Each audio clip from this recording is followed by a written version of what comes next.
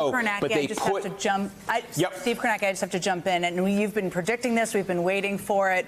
And we do have some breaking news from the decision desk. NBC News can now project that Donald Trump has won the state of Wisconsin, which means he is the winner of this race and will return to the White House as this country's 47th president. And for so many of you watching right now, that news is, to say the least, a lot to digest. I understand that personally. After he lost 4 years ago, he refused to accept the outcome and incited a violent insurrection on our nation's capital. He's campaigned while facing criminal indictments related to his efforts to overturn the 2020 results, and he's run as a convicted felon. During this campaign, he has also promised to essentially be an authoritarian leader, to use power like no American president ever has before, and wield that power to go after his political enemies. This is a man who's also bragged about overturning Roe v. Wade and stripping away women's bodily autonomy. He's promised to conduct mass deportations to crack down on the rights of millions of Americans. Donald Trump is an anti-democratic force, but he's just been elected democratically in our country. And here's what might be the hardest part to hear, but we have to talk about and we have to say, and it is a hard part to digest for all of us. But we have to be honest about what we saw in this election. Donald Trump was elected by expanding his support over a number of key groups that we've been digging into this night, all night tonight, as we anticipated where this was headed. And I know we're going to dig into it throughout the course of the day today. And there will be a lot of time spent on how and why he won and what this will mean for the country over the next 4 years and beyond.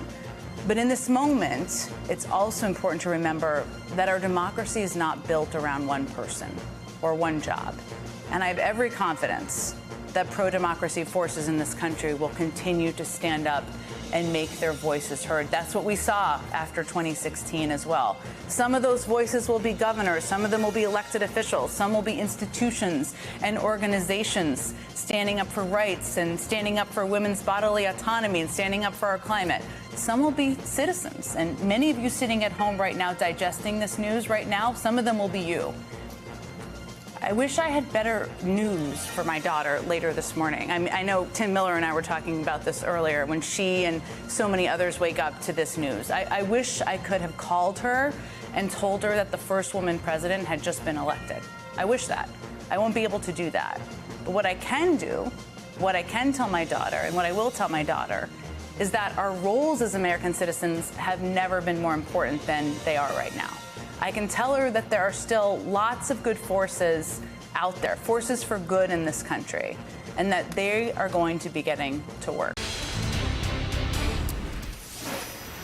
It is now official. CNN projects that Donald Trump has been elected president, defeating Vice President Kamala Harris and making a political comeback unlike any in modern American politics. Now, we can make this projection now because CNN projects that Donald Trump has won Wisconsin. You can see right there, currently ahead by 30,000 votes with 99% of the vote in. Mr. Trump is only the second former president in U.S. history to be reelected to the White House. He will return to office after 2 impeachments in his first term, followed by unprecedented criminal indictments and felony convictions. Mr. Trump scoring a landmark victory as he now heads back to power, leading a politically divided nation. Again, CNN projects that Donald J. Trump is elected the 47th president of the United States. Let's go over. We have projected a winner, Casey, in the presidential race.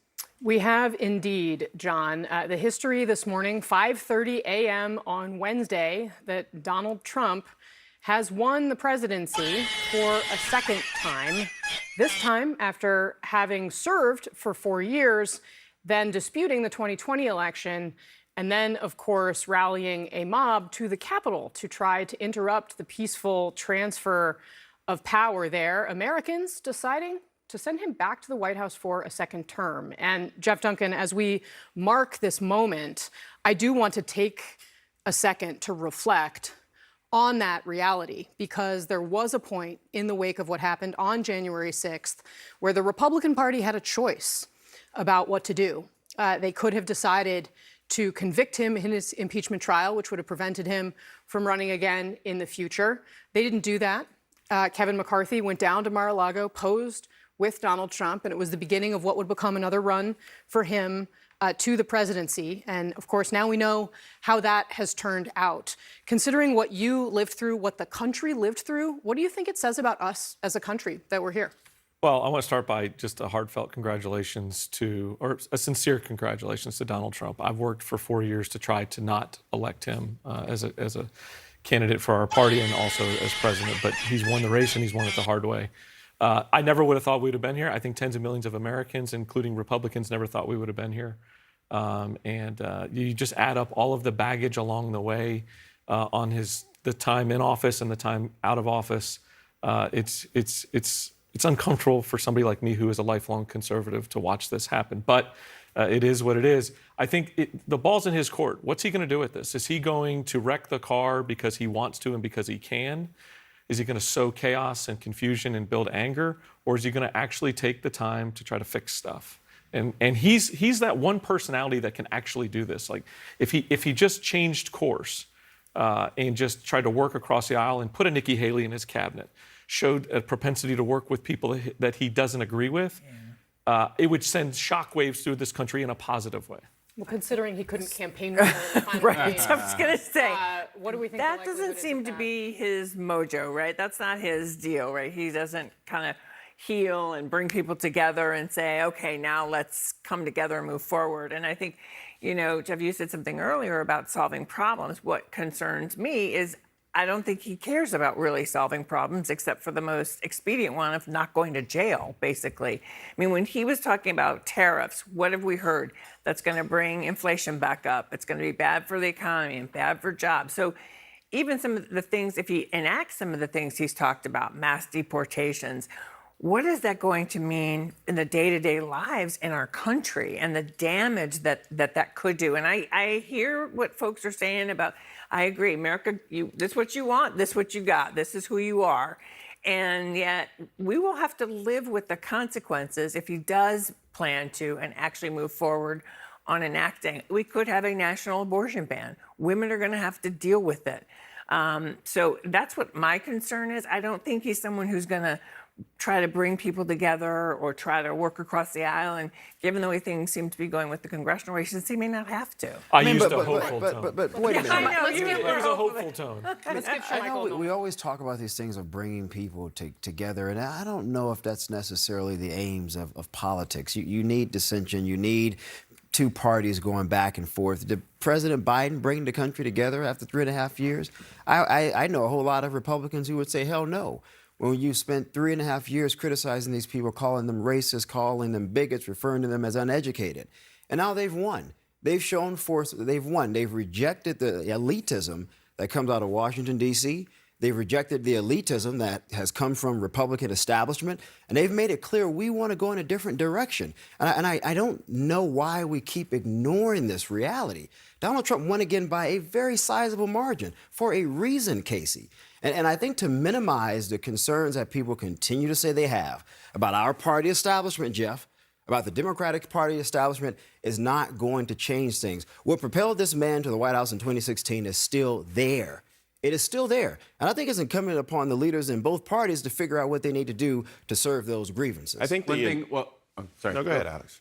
Oh, I was just going to say, like, one thing that sources are saying to me is it wasn't just that Republicans rehabilitated Donald Trump, but Democrats, including most especially the Biden White House, gave him an opening to come back. The fact is that Joe Biden, when inflation was coming back, they were very dismissive of concerns. They called it transitory. When it looked there was a potential for COVID to come back in the form of Delta and Omicron, they held a celebration in the White House South Lawn, called it Independence from COVID Day.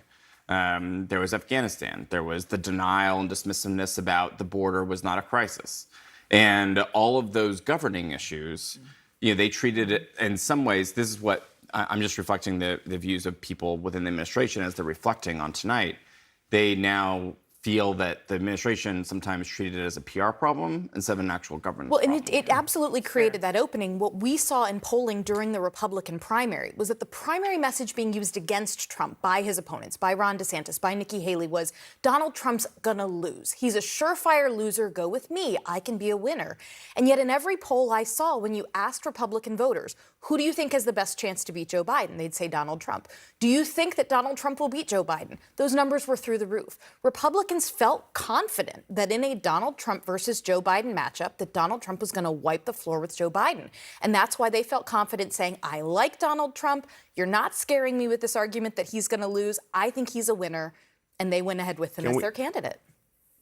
One of the things that we also need to reflect on is Donald Trump is a very, very, very flawed man. And I don't think that can be lost on where we are today. I mean, you literally have someone who I don't want to run down the resume of who Donald Trump is in terms of the felonies and, inciting an insurrection and criminal charges that most likely now will go away because he now controls the Department of Justice, or, the things with Stormy Daniels, or all of these things that are kind of baked into the cake. But as a country, you asked a very big question, Casey. We became numb to the lack of character that is Donald Trump. And it's fascinating to me because I know religious conservatives who will go to the mat for Donald Trump. And that's what I don't necessarily understand. Somebody's going to have to explain to me, particularly the white male evangelical, and what we saw today were white women come out. I think that the missed bet for Kamala Harris was betting that white women would support her in a way unlike how we felt they left Hillary Clinton at the altar in 2016.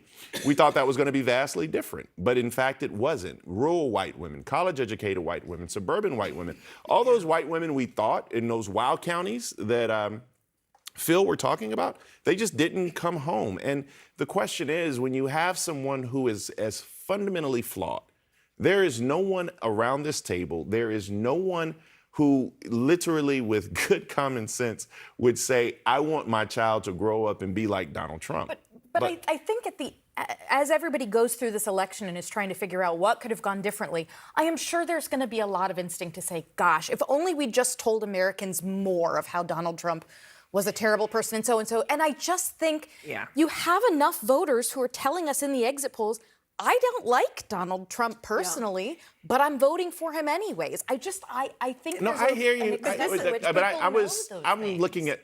I was just trying to answer Casey. I hear you politically. Yeah. It's what you're saying is politically prudent. But you asked what questions do we learn as a country, and we literally have one of the most fundamentally flawed men that we've ever put in a position of power back there again. And all I have to do is point to the rhetoric, not from Democrats. I'm not making this up. I can point to the rhetoric from Republicans on January 7th and talk about what type of man this is. I think that's the problem. I think Donald Trump, judged as a candidate, is almost like a Republican god, but judged as an actual executive isn't. And I think that's the problem. And he's got this very fragile period of time for the Republican Party where if he doesn't get his act together and doesn't clean up, his favorabilities are going to start to go down. You'll see that start to show up in the polling data. And the Republican Party is going to divide. To your point, Ronald Reagan would roll over in his grave if he listened to this, well, we won, and so we're just going to lock in and get our way, this 80-20 idea. And I think there's this gravitational pull that's happening in one segment of the Republican Party where, you're with me 80% of the time, you're a friend and an ally, not a 20% traitor. That mentality is lost in Donald Trump's administration. I don't disagree with that, Jeff, necessarily. But I do think when you talk to a lot of rural Republican voters about the Republican Party, the whole Tea Party movement itself, they will say the establishment wing of the party, they have completely forgotten about us. We turn out and vote every single election. We empower these people, and they go to D.C. and they adopt policies and legislation and rhetoric that is completely irrelevant to mobilizing and uplifting us. And I hear that often. I spend a lot of time with Trump voters, and I talk to them about why they're so angry with our party. And they will go through a litany, going all the way back to Ronald Reagan, about all of the failures of the party writ large, and say, you know what, maybe I don't like Donald Trump. Maybe I don't like some of the rhetoric he uses. But you know what, sure, Michael, he's putting a spotlight on all of the failures from George W. Bush and the wars, and my son was killed, and the trillions of dollars we spent. Or I'll go back to the Gingrich era, and they said they were going to do this in terms of morality, and look what the hell happened. And folks are still angry about those things, Jeff. And I think the failure was on us as a party to not address those things. And we promised to address them, and we never got around to it, as long as we were winning elections. I just think in a place of anger is a horrible place to make decisions and set policy. And that's the juxtaposed inside the Republican Party. There's this angry voice that's trying to set policy and direction, and that's what resonates with Donald Trump as a campaigner, but not as an executive. But a lot of people in our party are angry, Jeff. And two things can be right at the same time. They can be angry and they can be wrong. That's fair, but why haven't we as a party attempted to reconcile that? Why haven't we? We had the Tea Party movement. It was a clear opportunity for us to figure out what in the hell are we doing wrong as a party? Why are so many people in our party looking at the leadership and saying, wait a minute here, you're still moving in the wrong direction?